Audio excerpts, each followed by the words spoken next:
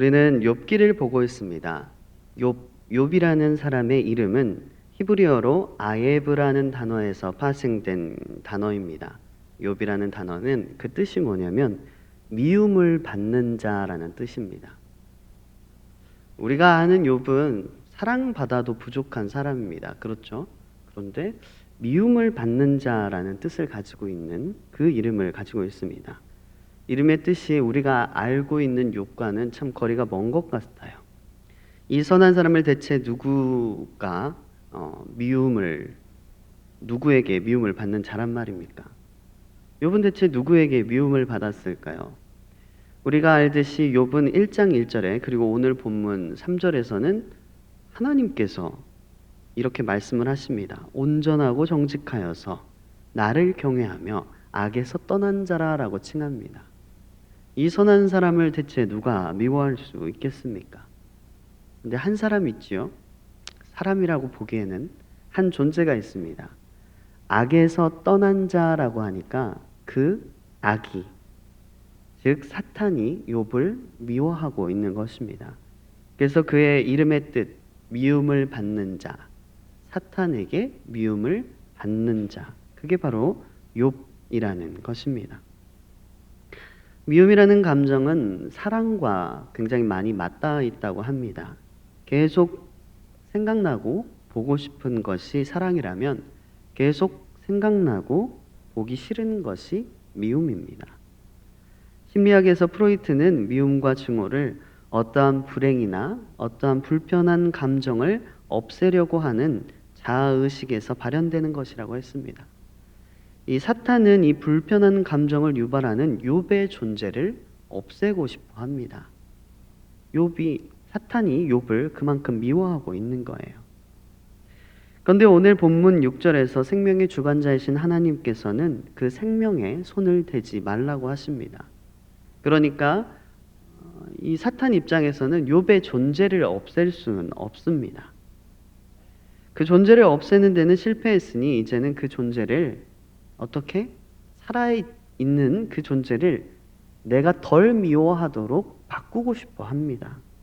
다른 존재로 변형시키거나 혹은 우리 말대로 타락시키고자 하는 것이죠.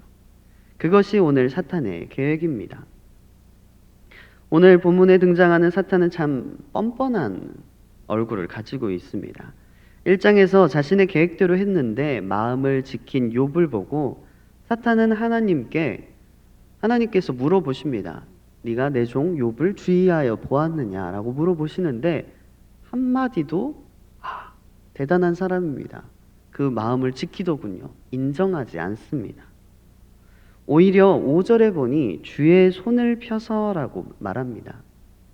이게 굉장히 교묘한 말입니다.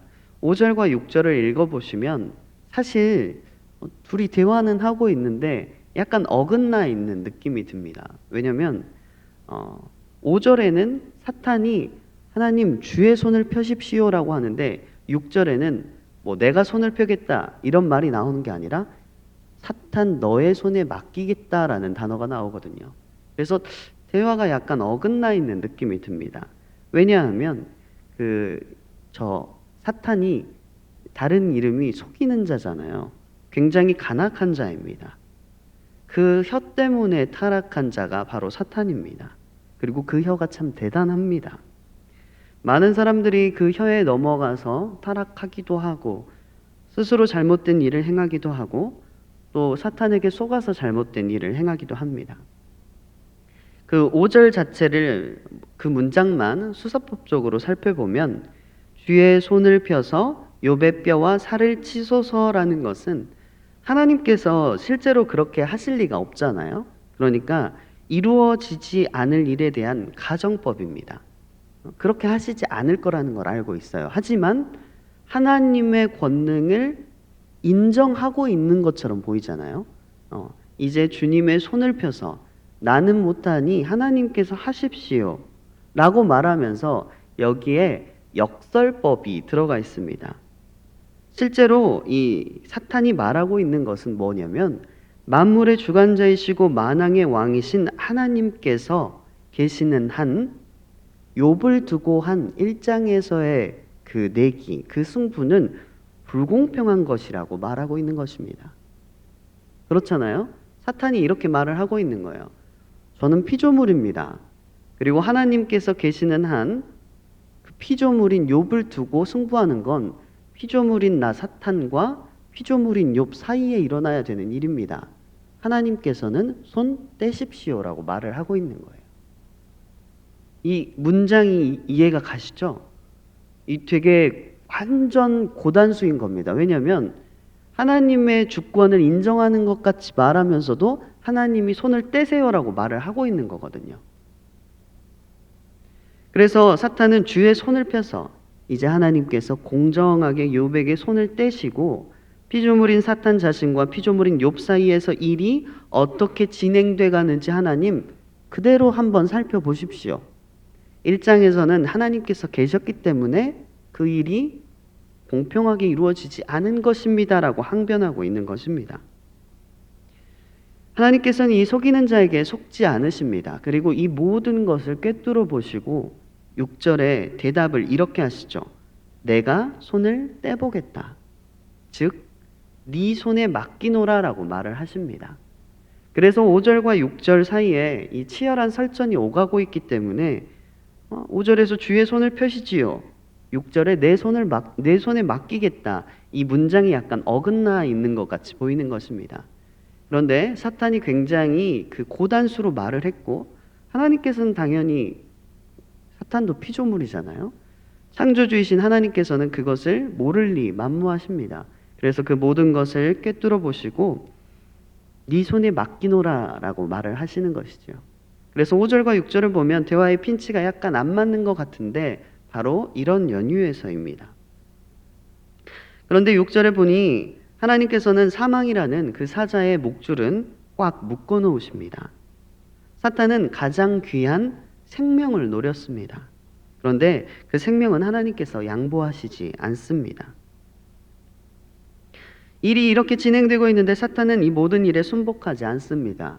그러니까 그의 이름이 대적자이겠지요. 사탄은 욥의 육체에 병이 나게 합니다.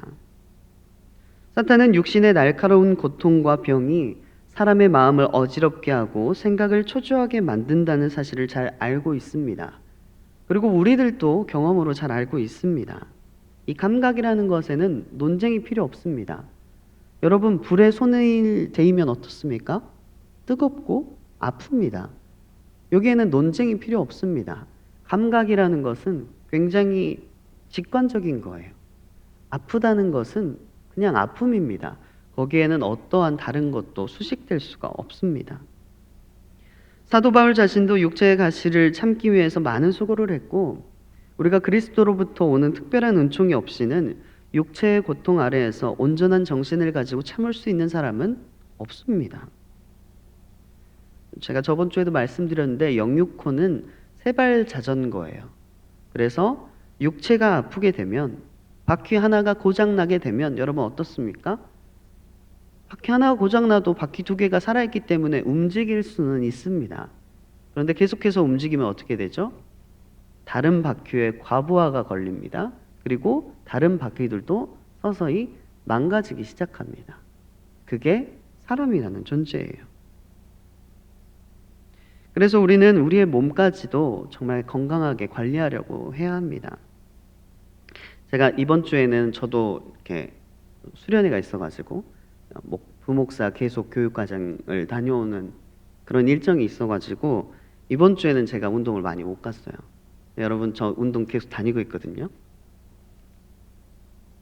꼭 헬스장 가가지고 이렇게 왼손으로 하는 왼손으로 하는데 왜 헬스장 가는지 모르겠는데 여튼 헬스장을 저는 가요. 가서 하면 좀 시간을 갖고 하게 되더라고요. 어깨 여러분들이 요즘 어깨 운동 꼭 하셔야 돼요. 그래서 어깨, 팔 돌리기 해주고 허벅지 살 많이 찌시는 분들은 허벅지 근육이 지방의 80%를 태운대요. 허벅지 운동 꼭 해주시고 걷기 한 20분 하고 돌아옵니다. 안 믿으실까봐 두중인법에 따라서 제가 2명을 거기서 만났어요. 저희 교회, 저희 마을에 13여전도에 여자 집사님 두 분 PT 받고 계시더라고요. 눈이 마주쳤는데 저를 어떻게 부를지 몰라서 저기 그냥 회원님이라고 부르세요, 여러분. 그냥 나중에라도 저를 보시면 회원님이라고 부르세요. 다르게 부르지 마시고 성스럽게 뛰어야 될지도 모르니까 그래서 그냥 인사를 하시면 되겠습니다. 그렇게 여러분들이 건강 관리도 꼭 하셔야 돼요. 이 새벽에 나오시는 분들은 하루를 길게 쓰시는 분들이잖아요. 그렇죠? 그러니까 영적으로도 건강하려고 하셔야 되고 건강도 건강하려고 노력을 하셔야 됩니다. 욥기 1장부터 2장까지를 보면 사탄이 어디서부터 치는지 순서가 나와 있거든요. 첫 번째는 물질을 치고, 두 번째는 자녀, 그리고 세 번째는 육체. 그러니까 사탄이 치는 순서가 이렇게 돼요. 이 순서는 꼭 모든 사람에게 이 순서대로 오는 건 아니지만 사탄이 이렇게 쳤을 때 가장 효과적으로 칠 수 있는 방법으로 욥을 친 거예요. 그래서 이렇게 뭔가 공격이 오기 시작한다 하면 조심하셔야 됩니다. 그렇기 때문에 여러분 건강 관리하는 것도 여러분들이 꼭 하셔야 돼요. 그래서 제가 인사말로 여러분 요즘에 환절기 때 건강 조심하셔야 돼요. 인사말로 하지만 실제로 맞는 말입니다. 만약에 제가 내일부터 몸이 아파서 내일부터 제가 새벽 예배를 못 드린다고 생각해 보세요. 저만 아픈 게 아니라 여러분들 중에서 시험 드는 분이 있어. 아니 목사님이 새벽 예배를 안 나온다고? 이렇게 시험 드는 분이 있으신단 말이죠. 그 여러분들이 신앙의 수준만큼 여러분들이 아프지 않게 몸을 잘 관리를 하셔야 돼요. 왜냐하면 누군가는 여러분들을 보고 나도 저렇게 해야지 하고 있는데 여러분들의 몸이 아프시거나 건강상의 이유로 그 경건을 유지하지 못한다면 그분들이 시험 들어요. 그러니까 여러분들은 오늘 영적인 것뿐만이 아니라 몸에 대해서도 꼭 관리를 하셔야 됩니다. 그래서 사탄이 이렇게 세 가지 방법으로 치고 있는데 이 다음에 욥은 여기까지 와도 굴복하지 않습니다. 그런데 네 번째 공격이 시작됩니다. 아까 육체를 치면 어떻게 된다고 했죠? 마음이 혼란스러워져요. 마음이 다급해지고 초조해지고 혼란스러워집니다. 그러면 그 마음 가운데 틈탈 수 있는 기회가 사탄에게 생기는 것이지요. 그래서 네 번째 공격은 마음을 공격하는 거예요. 첫 번째 물질, 두 번째 자녀, 세 번째 육체, 네 번째 마음. 이 마음은 관계를 와해시키고 그 관계를 다 무너뜨림으로 공격을 하고 있습니다. 사람은 하나님의 사랑을 직접적으로 느낄 수 있는 사람은 많지 않습니다. 누구를 통해서 주로 느끼지요? 부모님, 나와 관련된 나와 공동체 사람들. 내가 교회에 다니고 있으면 교회 사람들을 통해서 사랑을 인식하고 하나님의 사랑을 느끼게 됩니다. 그 안에 하나님의 형상이 담겨 있기 때문에 우리가 그렇게 느낄 수가 있는 것이죠. 근데 만약에 그거를 다 제거한다면 어떻게 될까요? 하나님의 사랑을 느끼지 못하게 됩니다. 오늘 욥이 그러고 있어요. 8절에 보시면 제 가운데 앉아서 질그릇 조각을 가져다가 몸을 긁고 있더니. 욥이라는 사람은 족장시대에 살았던 사람으로 굉장히 명망 있는 사람이었습니다. 족장시대의 족장이라는 것은 부족 국가 수준이에요.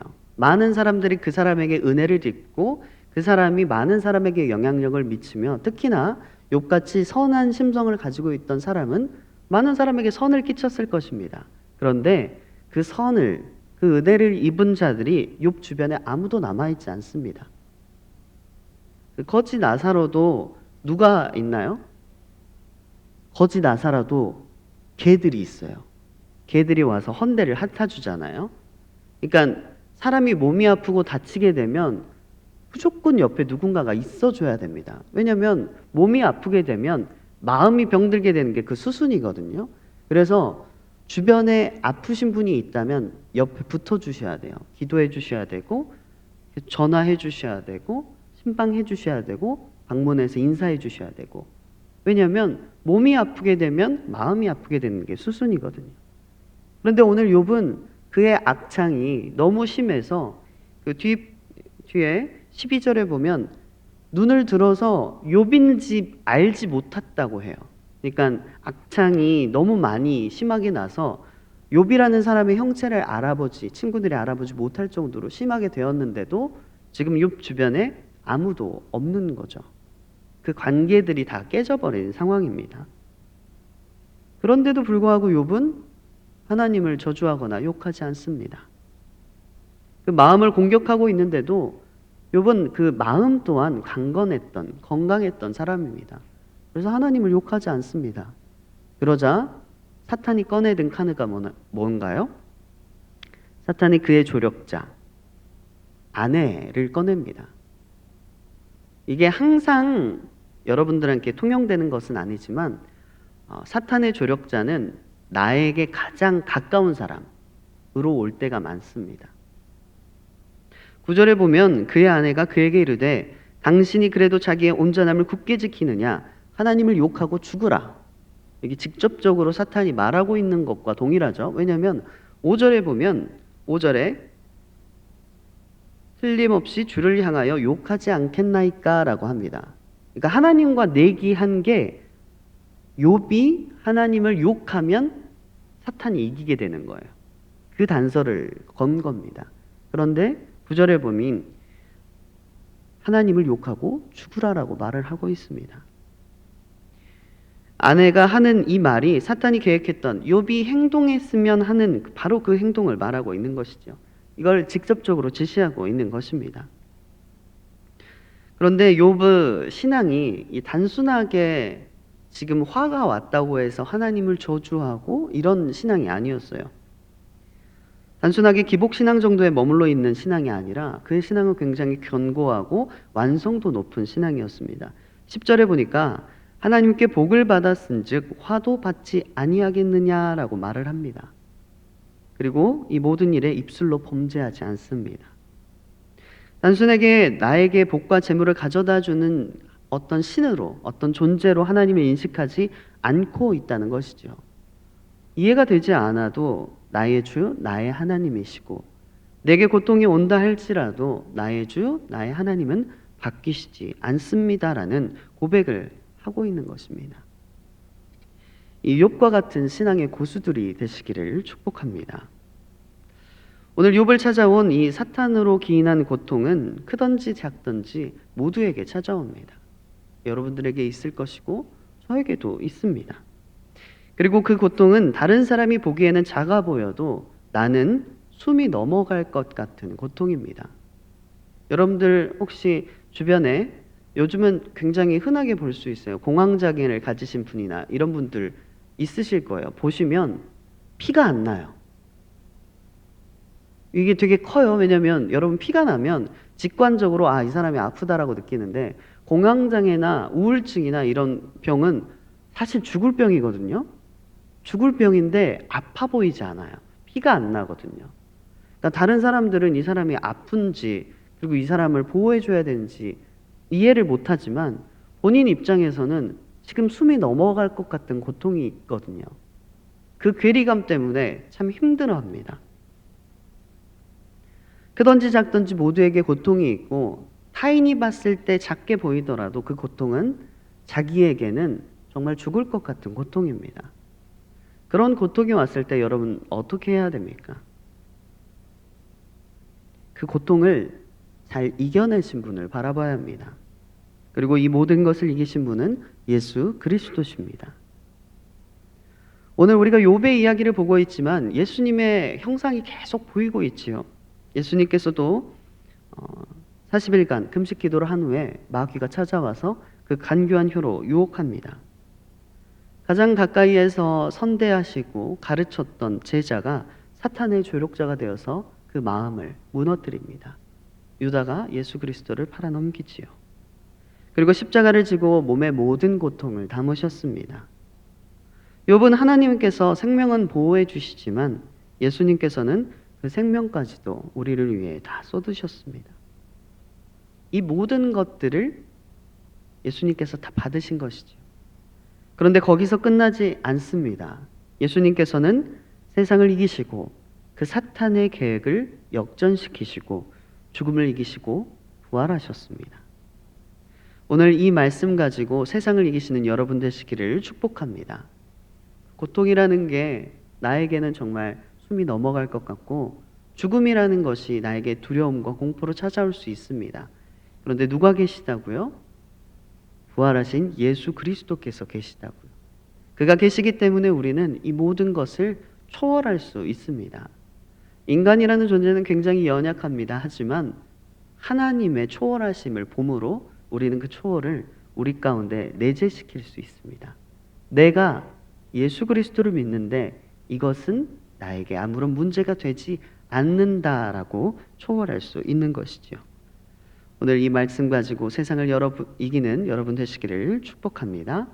함께 기도하시겠습니다. 사랑이 풍성하신 하나님, 감사와 찬양을 올려드립니다. 오늘 우리의 삶 가운데서 죄를 멀리하게 하시고 하나님을 가까이 하게 하는 저희들 될 수 있도록 주님 인도하여 주시옵소서. 오늘 욥을 봅니다. 욥이 사탄에게 어떻게 공격을 받고 있는지, 그리고 어떻게 그 입술로 범죄하고 있지 않는지를 바라봅니다. 하나님, 그의 모습을 보면서 예수 그리스도를 떠올리게 됩니다. 모든 것을 겪으시고 고난당하시고 마침내는 십자가에 달려 돌아가신 예수 그리스도를 바라봅니다. 그러나 십자가에서 죽음과 고난, 희생만을 바라보는 것이 아니라 우리가 무덤에서 부활하신 예수 그리스도를 배웁니다. 하나님, 우리에게 그런 부활 신앙이 있게 하여 주시옵소서. 죽음을 이기신 예수 그리스도를 바라보게 인도하여 주시옵소서. 각각의 자리에서 참 아픈 고난들, 시련의 과정들을 겪는 많은 사람들이 있습니다. 남들이 보기에는 작아 보일지라도 그에게는 가장 큰 무거운 짐을 가지고 가고 있습니다. 하나님, 함께하여 주시고 많은 돕는 자들을 붙여주셔서 그가 하나님의 사랑 안에 거할 수 있도록 도와주시고 마침내는 이기고 승리할 수 있도록 하나님 인도하여 주시옵소서. 담임 목사님 수련의 일정 중에 있는데 큰 은혜 더하여 주시고 피곤치 않게 하시고 새 힘 더하여 주시옵소서. 예배당 나오는데 하나님 빈손으로 나오지 아니하고 주님께 드리는 예물이 있습니다. 받으시고 훈명하여 주시고 그에게 더 큰 것으로 하나님의 그 부활을 바라볼 수 있는 신앙으로 하나님께서 덧입혀 주시옵소서. 하나님, 모든 걸 주님께 의지합니다. 사랑 많으신 예수 그리스도의 이름으로 기도드립니다. 아멘.